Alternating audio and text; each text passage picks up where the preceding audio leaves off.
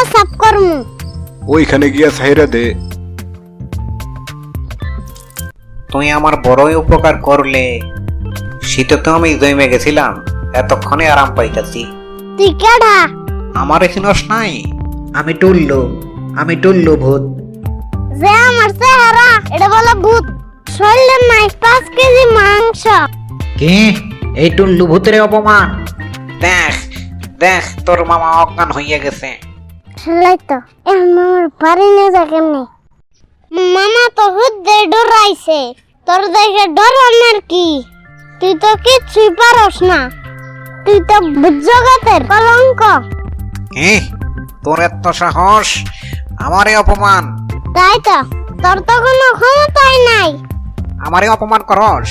তুই জানোস আমার কত ক্ষমতা? কি দেখবার চাস তুই? মামারে উঠে বাড়ি নিয়ে যাইতে পারবি?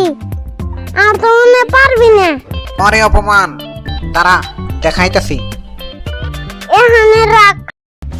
মামু, সেদিন যে ভূত দেখে ডরাইছিলা মনে আছে?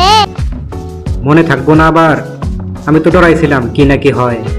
তুই না অনেক সাহসী, মুরগির কলিজাও তোর থেকে বড়। চুপ কর মামু, সবাই শুনবো। ব্যাপারটা কাউরে কষ্ট নাই তো? ইতিমধ্যে ফেসবুকে লক্ষ লক্ষ মানুষ জানে গেছে, তবে আশেপাশে কেউ জানে না। যাক, বাঁচলাম।